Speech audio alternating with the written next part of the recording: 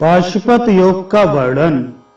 ईश्वर कहते हैं, जीव को बंधन रूप पाश से मुक्त करने के लिए यह पाशुपत नामक योग कहा गया है। यह संपूर्ण वेदांत का सार है और श्रुति में इस योग की अवस्था को सभी आश्रमों की अवस्था से उत्कृष्ट अवस्था बतलाया गया है। इसे अत्यंत गुह्य और द्विजातियों, भक्तों एवं ब्रह्मचारियों के लिए मेरा सायुज्य प्रदान करने वाला कहा गया है। ब्रह्मचर्य, अहिंसा, क्षमा, शौच, तप, दम, संतोष, सत्य तथा आस्तिकता, ये सभी इस पाशुपत व्रत के विशेष अंग हैं। इनमें से एक अंग के भी ना होने से इस योग का व्रत लुप्त हो जाता है। इसलिए इन आत्म गुणों, ब्रह्मचर्य, अहिंसा आदि 9 व्रत के अंगों से युक्त साधक ही मेरा पाशुपत व्रत धारण कर सकता है। राग, भय और क्रोध से रहित, मतपरायण और मेरे आश्रित अनेक लोग इस पाशुपत योग के द्वारा मेरा भाव प्राप्त कर पवित्र हो गए हैं। जो जिस प्रकार मेरे पास आते हैं, मैं भी उसी प्रकार उन्हें स्वीकार करता हूं। इसलिए ज्ञान योग के द्वारा मुझ परमेश्वर की आराधना करनी चाहिए, अथवा भक्ति योग, परम वैराग्य एवं ज्ञान युक्त चित्त के द्वारा पवित्रता पूर्वक सदा मेरा पूजन करना चाहिए। सभी कर्मों का परित्याग कर भिक्षा का अन्न ग्रहण करते हुए अन्य कुछ भी संग्रह ना करते हुए साधना करने वाला साधक मेरा सायुज्य नामक मोक्ष प्राप्त करता है। यह मैंने गुह्य बात बतलाई है।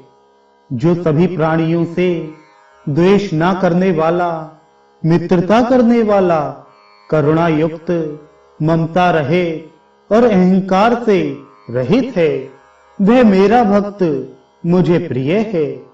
जो संतुष्ट रहने वाला, निरंतर योग साधना करने वाला, संयमित चित्त, दृढ़ निश्चय और मुझ में मन तथा बुद्धि अर्पण करने वाला है, वह मेरा भक्त मुझे प्रिय है।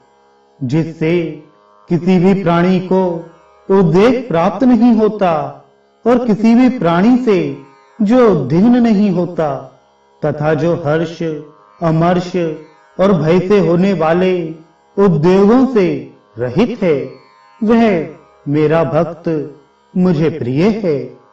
जो किसी भी प्रकार की अपेक्षा न रखने वाला, पवित्र, कुशल, पक्षपात से रहित, दुख से आक्रांत होने पर भी व्यथा का अनुभव ना करने वाला और सभी प्रकार के आरंभों का परित्याग करने वाला है, वह भक्ति युक्त पुरुष मेरा प्रिय है।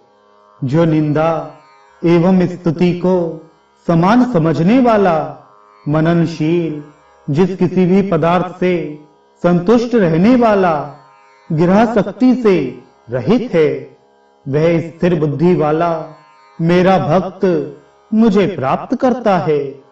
मुझ में परायण रहने वाला, सभी कर्मों को सदा करते हुए भी मेरी कृपा से शाश्वत परम पद प्राप्त करता है। चित्त से सभी कर्मों को मुझ में अर्पित कर मतपरायण होते हुए आशा एवं ममता की आसक्ति से रहित होकर एकमात्र मेरी ही शरण ग्रहण करना चाहिए। कर्म फल की आसक्ति का सर्वथा परित्याग कर नित्य संतृप्त और अन्य आश्रय रहे एकमात्र परमेश्वर को ही आश्रय समझने वाला व्यक्ति कर्मों में प्रवृत्त होते हुए भी उन कर्मों के द्वारा बंधन में नहीं पड़ता। आशा रहे संयमित चित्त वाला सब प्रकार के परग्रहों का परित्याग कर केवल शरीर रक्षा के निमित्त कर्म करते हुए भी व्यक्ति उस पद मोक्ष को प्राप्त कर लेता है।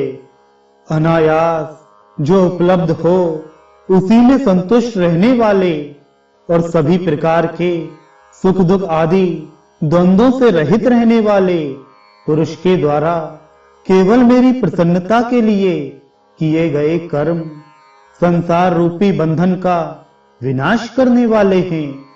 मुझ में मन लगाने वाला, मुझे नमस्कार करने वाला, मेरा पूजन करने वाला और मुझे ही अपना परम आश्रय समझने वाला योगी मुझ योग के ईश परमेश्वर को जानकर मुझे प्राप्त कर लेता है। मुझ में बुद्धि रखने वाले साधक सतत परस्पर मेरा बोध कराते हुए और नित्य मेरा वर्णन करते हुए मेरा सायुज्य प्राप्त करते हैं। इस प्रकार नित्य योग युक्त पुरुष के अज्ञान से उत्पन्न तथा उनसे भी उत्पन्न कर्म रूप समस्त अंधकार का प्रकाशमान ज्ञान रूपी दीपक के द्वारा मैं नाश कर देता हूं। मुझ में बुद्धि लगाने वाले जो मनुष्य सतत मेरी पूजा करते हैं उन नित्य योग युक्त पुरुषों के योग क्षेम का मैं निर्वाह करता हूं। और जो दूसरे लोग अभिलाषित विषयों के उपभोग के लिए ही भिन्न भिन्न देवताओं का पूजन करते हैं उनका अंत विषय भोग तक ही समझना चाहिए, क्योंकि देवता के अनुसार ही फल भी होता है। जो दूसरे देवों के भक्त हैं वे यदि मेरी भावना से युक्त होकर दूसरे देवताओं की पूजा करते हैं अर्थात दूसरे देवों में मेरी ही भावना करते हैं तो वे भी मुझ में भावना करने के कारण मुक्त हो जाते हैं। अतएव समस्त अनीश्वर देवताओं का परित्याग कर जो मुझ ईश का ही आश्रय ग्रहण करता है वह परम पद को प्राप्त करता है। पुत्र स्त्री गृह आदि में आसक्ति का परित्याग कर और शोक रहित होकर तथा अपरिग्रही होकर विरक्त पुरुष को मृत्यु पर्यंत शिवलिंग में परमेश्वर की आराधना करनी चाहिए। जो संपूर्ण भोगों का परित्याग कर सर्वदा लिंग का पूजन करते रहते हैं उन्हें मैं एक जन्म में ही परम ऐश्वर्य पद मोक्ष प्रदान करता हूं। परम आनंद स्वरूप अद्वितीय सद्रूप निरंजन ज्ञानात्मक और सर्वत्र व्याप्त शिवलिंग योगियों के हृदय प्रदेश में अवस्थित रहता है।